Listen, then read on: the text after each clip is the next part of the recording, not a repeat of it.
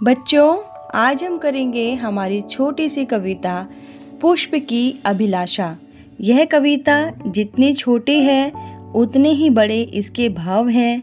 यह कविता देशभक्ति की भावना को प्रकट करते हुए एक पुष्प, एक फूल की चाहत बताती है कि एक फूल क्या चाहता है।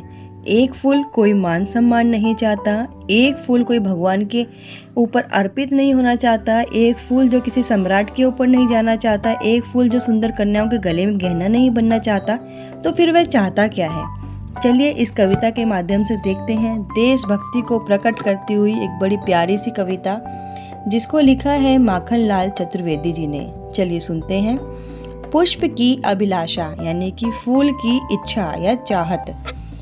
चाहा नहीं मैं सुरबाला के गहनों में गूंधा जाऊं। सुरबाला मतलब सुंदर कन्याओं के, देव कन्याओं के। पुष्प कहता है कि ना तो मैं यह चाहता हूँ कि जो सुंदर सुंदर कन्याएं हैं वो मेरे पुष्प के गहने बनाकर पहने। पुष्प नहीं चाहता, पुष्प की कोई ऐसी इच्छा नहीं कि सुंदर कन्याएं गहनों के रूप में सजाकर मुझे पहने। चाहा नहीं प्रेमी माला में बिंद प्यारी को ललचाऊं। अब पुष्प कहता है और मेरी ऐसी भी कोई चाह नहीं है कि जो प्रेमी माला है यानी कि जो वरमाला है, ऐसे फूल, ऐसे गुलदस्ते जो एक प्रेमी अपनी प्रेमिका को अर्पित करता है और उसको देखकर प्रेमिका खुश होती है, तो पुष्प कहता है मेरी ऐसी भी कोई चाह नहीं है कि मैं प्रेमी माला में बंधकर प्यारी को ललचाऊं, यानी कि जयमाला में, वरमाला में, फूलों के गुलदस्ते में गूंथकर जो प्रेमी अपनी प्रेमिका को खुश करना चाहता है, मेरे को देखिए वो प्रेमिका खुश हो। तो पुष्प कहता है ना तो मैं किसी का गहना बनना चाहता हूँ, ना ही किसी की प्रेमिका को ललचाना चाहता हूँ। चाह नहीं सम्राटों के शब पर हे हरि डाला जाऊं। अब पुष्प कहता है हे भगवान, हे ईश्वर, मेरी ऐसी भी कोई चाहत नहीं है जो बड़े बड़े राजा, महाराजा, सम्राट होते हैं उनके शब पर डाला जाऊं। पुष्प कोई भी सम्मान लेने को तैयार नहीं है। चाह नहीं देवों के सिर पर चढ़ो भाग्य पर इठलाऊं।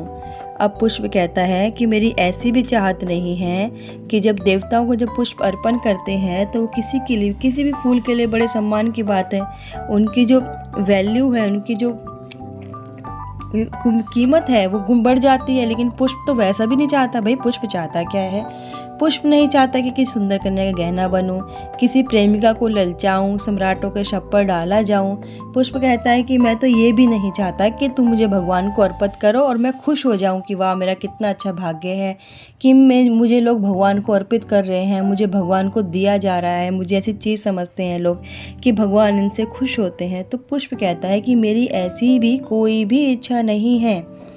पुष्प कहता है मुझे तोड़ लेना वनमाली, उस पथ पर तुम देना फेंक, मातृभूमि पर शीश चढ़ाने जिस पथ जावे वीर अनेक।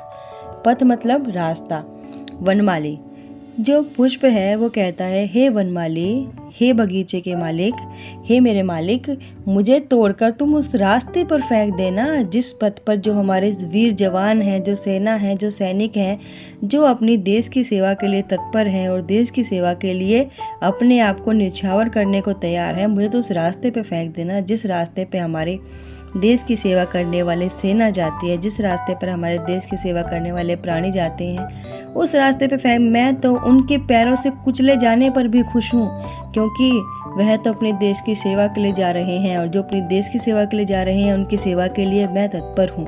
तो पुष्प कहता है कि मुझे कोई मान सम्मान नहीं चाहिए, मुझे कुछ नहीं चाहिए, मुझे तो बस इतना चाहिए कि हे वनमाली, मुझे तुम उस रास्ते पे फेंक दो जिस रास्ते पर देश की सेवा के लिए लोग जाते हैं, जिस रास्ते पर शहीद होने के लिए लोग जाते हैं, जिस रास्ते पर अपनी मातृभूमि की रक्षा के लिए लोग जाते हैं।